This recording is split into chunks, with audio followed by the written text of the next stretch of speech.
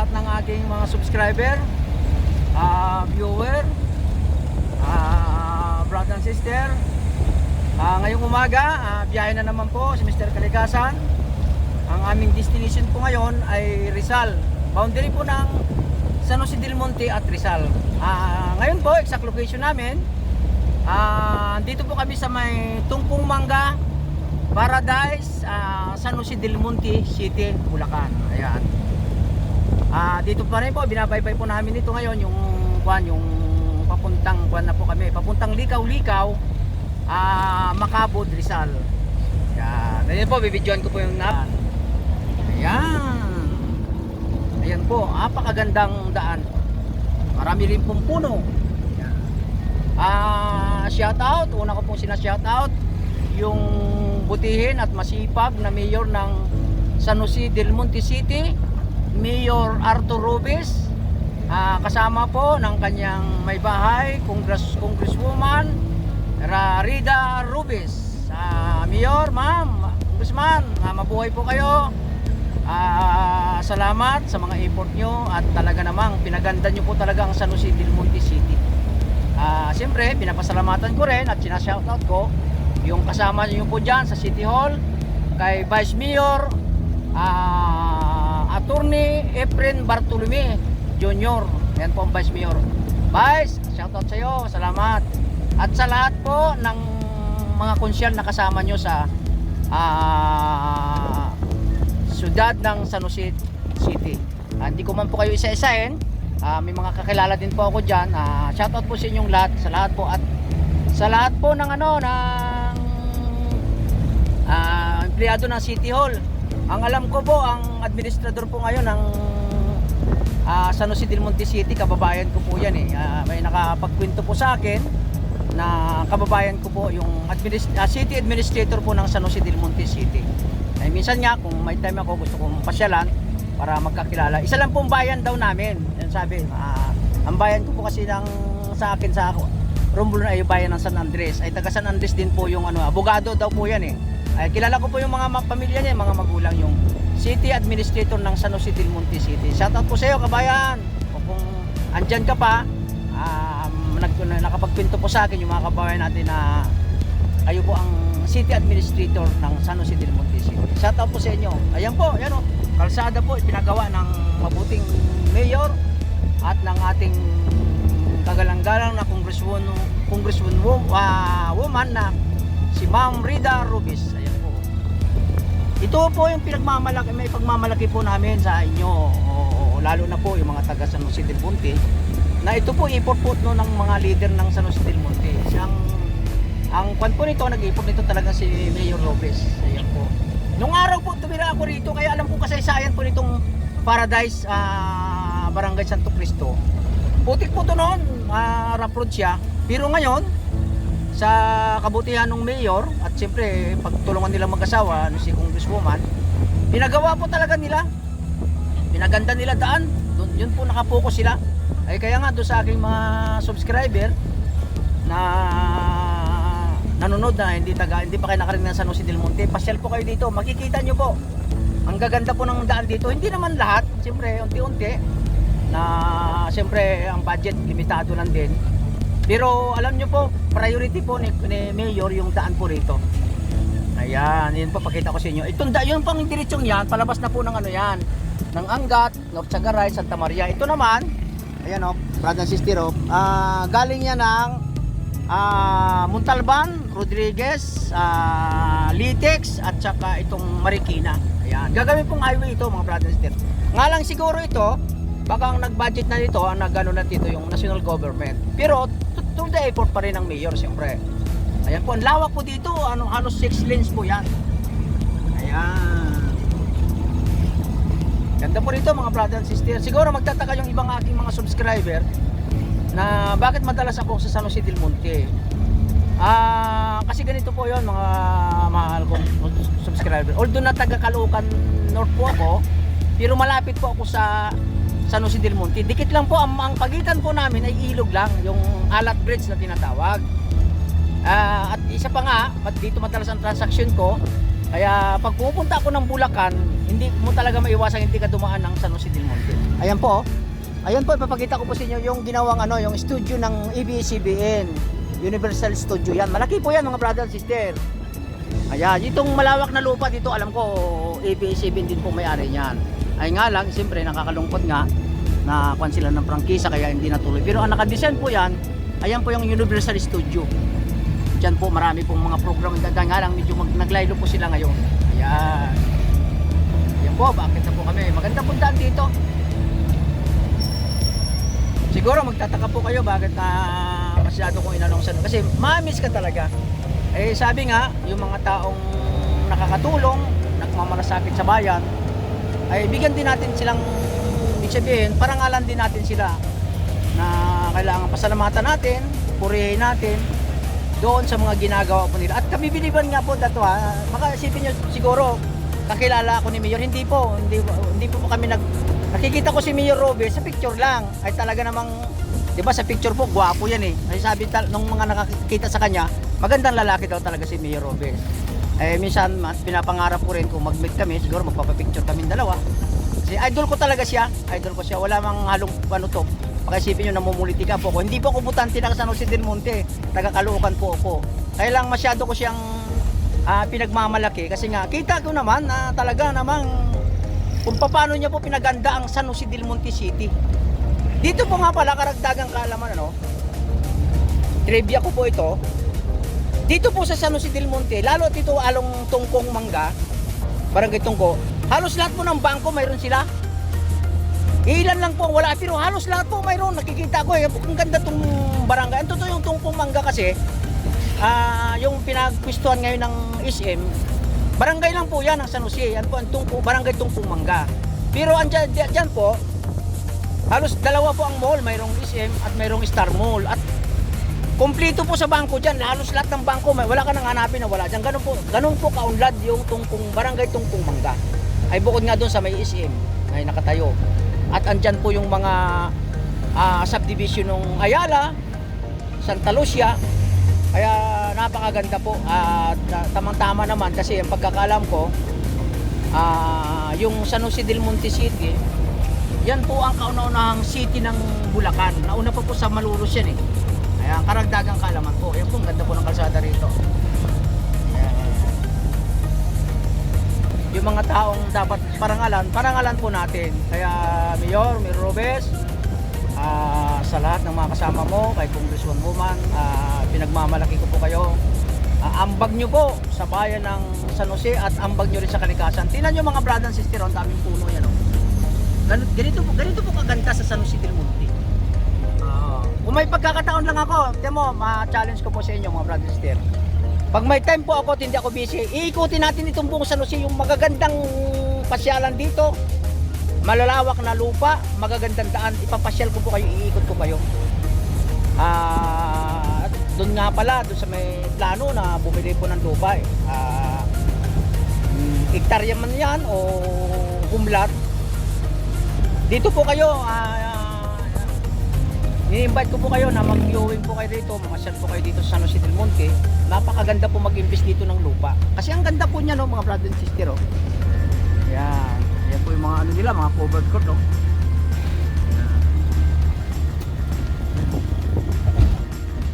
Dito po maganda mag-invest ng lupa. Kung plano nyo, halimbawa, makabili kayo 1 hektar, pwede nyo patamnan ng prutas. Para ang prutas kasi maraming pakinabang, may bunga ka na, may lilim ka pa. At ang maganda po sa prutas, investment din po yun. Pwede pag maraming harvest, pwede nyo rin siyang ibenta. Kaya dito po sa lahat ng ating subscriber na may kakayahan, dito po kayo bumili. O kung hindi man dito, halimbawa doon sa probinsya nyo, kung saan kayo malapit, pag makabili po kayo, tamnan nyo kaagad ng puno, kaya prutas. At kung doon naman pala sa malalawak ang lupa na nakatiwangwang, wala naman tanim, patamnan nyo po ng puno. Kahit anong puno, mabilis lang po ang puno. 5 years to 10 years lang ay malaki na kaagad. Lalo yung mahogany, napakabilis palakihin yan. Nara, Jimilina, yung pepper tree, ipil, marami pong pwedeng itanim na kapakipakinabang. Anong buti pong may dudulot sa atin noon? Ang laki ambag po yun sa kalikasan. Tapos, investment din po yun. Kasi yung mga puno, kapag dumating na po yung time na pwede nyo nang harvestin yan, gawin tabla, pwede nyo na pong harvestin yan. Nga lang, siyempre, pagka-harvest nyo, palitan nyo na agad para tuloy-tuloy. Sa inyo po kasi yun ang tanim nyo. Ay, napakamahal po ng tabla. Ay, yung nara lang po, napakamahal po yan. Kaya investment din po kung marami kayo, lalo kung mga hektarya po yung lupa, in-encourage ko po kayo. Sa una lang, siyempre, gastos yan. Pagpapatanim, siyempre, pag maliliit yan, alagaan mo yan, lagi mong tatabasan kasi pag hindi mo nilinis yan, yung mga damo at natuyo, lalo summer, at biglang nasunog, patay din po yung tinanim mo yung puno. Samantalang, kung inalagaan po yan, yan po, pakita ko sa inyo kung sino man ang may-ari ng farm na ito. Napaka swerte nyo po at nakaambag kayo sa kalikasan. Ang daming puno po mga brother and sister na tanim. Ayan o.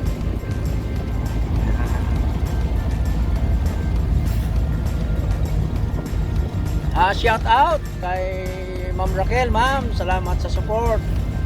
Kay Ma'am Rose, kay Evelyn, shout out ka wala, nagpapa-shout out yung mag-asawa, Ruwaring family, Jilson Ruwaring at Sarah Ruwaring. Shout out sa inyo. Ngayon ko kayo na shout out. Salamat sa pag-support at laging pagsubaybay sa aking mga content. Miharis family ng San Manuel Tarlac, Obin de la Rosa, Edward Manyalak, shout out sa inyo. Tapos lawag po rito yan, brother sister, hektarya po yan, ang daming po tanim mga mangga. Ang maganda po pala dito para karagdagang kaalaman ulit mga brothers, dito sa Bulacan, lalo na po dito sa San Jose del Monte City, maganda po lupa nila dito mga brother and sister. Napapansin ko kahit anong itanim mo, puno, talagang napakabilis lumaki. Prutas man yan, puno man yan, anumang puno, napakabilis po lumaki. 5 years lang lalo avocado mga brother and sister. Ang 5 years, mas maganda ang lupa, namumunga po siya ng 5 years. Ang nyug naman, siguro mga 8 years bago mamunga yan. Magtataka siguro kayo minsan mga brothers and sisters, minsan itatanong nyo sarili, si Mr. Kalikasan parang kabisado nyo yung mga puno. Kasi ang totoo po, nung high school ako, hindi ko lang natapos yung aking kwan. Kumuha po ako ng forestry. Hindi ko lang po natapos, kaya may alam po ako pagdating sa puno. Alam ko nga yung puno kapag pinutol yan, para mabilang mo kung ilang taon yan, may mga guhit po yan sa gitna. Bilangin mo yan kung ilan na yung guhit. Ayan po yung edad ng puno, karagdagang kaalaman po. Ayan. Kaya nga doon sa mga may kakayahan, challenge ko po kayo na kung may gusto nyo magtanim, pwede po kayong magtanong sa akin o pwede kong tingnan yung property nyo, yung lupa nyo. Pwede kong i-advise sa inyo bilang tulong po sa inyo kung anong puno po ang magandang itanim doon sa lupa nyo. Yun po, karagdagang pan po yan, natulong ko po sa inyo. At ma-advisean ko sa inyo kayo kung paano mag-alaga. Lalo na po yung mga kababayan ko po dyan sa ibang bansa, yung dyan na po nakatira, mga citizen na po kayo dyan, saan man kayo dyan sa ulok ng mundo, na may kakayahan po. Marami po dyan na dyan nakatira, pero marami po silang property rito. Nga lang, hindi halos nila naasikaso, kasi nga, wala naman silang time na magpakasyon dito ng matagal. Ganito po gawin nyo mga minamahal kong mga kababayan, na mga kapwa ko Pilipino na nakabase na po sa ibang bansa. Pag may lupa po kayo dito na alam nyo wala naman tanim, nakatiwang, kung may kakilala po kayo, kamag-anak, patamnan nyo po ng puno. O para minsan pag magbakasyon kayo, makita nyo yung property nyo na, oy, ang dami na palang puno. Okay lang sa una, gastos talaga. Pero pag yan lumaki na po yung mga puno, mangungunswilo na po kayo. Bawa sa isang hektarya nakatanim kayo doon, pwede na rin kayo magpatayo doon ng maliit na bakasyonan nyo para pag bakasyon kayo, paka-presko po yung lugar nyo. Yan po, medyo malapit na po kami doon sa aming destination mga brother and sister. Ang ganda po ng daan ito. Hindi pa na widening ito, pero kasama po sa widening ito. Siyempre, yung budget natin, limitado lang din ang budget ng gobyerno natin. Siyempre, sa dami ng ginagastusan, hindi pwedeng pagsabay-sabayin. Oras po natin ngayon, siguro mag-alas 10. Pero sobrang init na po, palibasa at summer talaga. Napakainit po ngayon dito sa Pilipinas mga brothers and sisters. Kaya ito pangarap ko at pinapanalangin ko na dumami pa ang subscriber natin at mag-monetize na po yung Mr. Kalikasan. Una ko pong project, una ko pong sasahurin siguro mga brother and sister. Magpapakain muna ako dun sa mga kababayan natin o mga kapitbahay na parang luat ko ba sa kanila. Pangalawa, paprojectin ko yung, kasi nag-humanitarian din ako, gusto ko itutuloy-tuloy ko yon. Marami akong pwedeng matulungan na tao at siguro kung medyo sumulong pa yung aking YouTube channel, bibili po ako ng lupa kung kaya po, mga hektarya, para makita nyo po, tatanunan ko talaga ng puno para ipagmayabang ba natin, hindi po para maging inspirasyon po doon sa iba. At doon nga pala sa aking mga subscriber, kung may maganda po kayong lugar, lalo maraming halaman, kahit na mga bulaklak lang o halaman, lalo mas maganda kung maraming puno. Mag-message po kayo sa aking comment section para pwede ko pupuntahan yan, i-content po natin para may ipakita na ayan po, ambag nyo sa kalikasan, marami kayong tanim na puno, maraming halaman, hindi po para ipagmayabang natin sa iba, para magsilbing inspirasyon at mabigyan na rin ng karangalan yung nag-ambag ng ganon sa kalikasan. Yan po nga pala sa aking mga subscriber. Kahit saan po yan, wag na masyadong malayo kasi tayo ay limitado lang din ang kakayahan natin. Pero pwede ko kung gawa ng paraan yan, halimbawa bandang Pangasinan ay may time po na doon ang transaksyon ko, isasabay ko na po sa biyahe ko yon, dadaanan ko po yung lugar nyo. Bandang lalo kung Tarlac lang, malapit na kami sa Tarlac, lalo Bulacan, o bandang Cavite, Laguna. Yan, hindi man kaagad-agad, i-schedulean ko po yan mga brother and sister. Ganda rito mga brother. Maganda rito nga pala, ragdagang kaalaman brother and sister. Dito, sagana po sila sa tubig dito, may linya na po. Pinalinyan po ito ni Mayor ng tubig.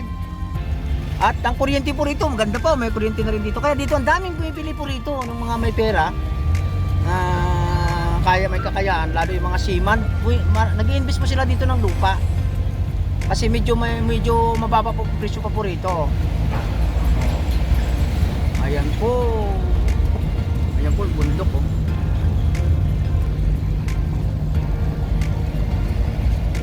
Shoutout nga pala doon sa aking mga subscriber dyan sa may Arayat, Pampanga, Misa Family. Shoutout sa inyo, Nancy, Kuya Ede, Ate Tess, sa pamilya mo, shoutout. Gasilis Family, Bats, shoutout sa iyo, ingat ka lagi. Sa lahat ng aking Pahutnaw family dyan sa Romblon, mga taga-subaybay ko, salamat sa subaybay sa aking YouTube channel. Mag-share po kayo, tulungan nyo po ako na maparami pa ating subscriber. Wala pa man, nagpapasalamat ako sa inyo mga minamahal kong subscriber at viewer.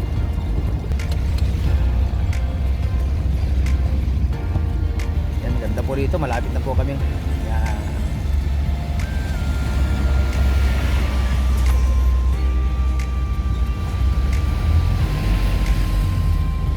Dito na po kami sa barangay Likaw-Likaw. Dami na rin mga sasakyan dito mga brother and sister. Nung araw dito, walang kabahay-bahay dyan. Mabibilang mo sa daliri yung at saka yung daan dito, pa rough road pa siya, maputi. Mayroon po yung bundok ng Balagbag mga brother and sister. Sige mga brother and sister, puputulin ko muna para part 1 ito, yung magbibideo ako dumay doon sa aming destination. Maganda yung lugar, hindi ko na video kahapon. Part 2 naman yun. Magpapaalam muna po ako saglit mga brother and sister. Maraming salamat po sa walang sawang pagtangkilik sa Mr. Kalikasan Official Vlog, pag-share, pag-like at pag-comment. Lagi po nagpapaalala si Mr. Kalikasan, mahalin po natin, malasakitan, pangalagaan natin ang ating inang kalikasan. At lagi po magtanim tayo ng puno. Maraming salamat po, bye bye na po, God bless.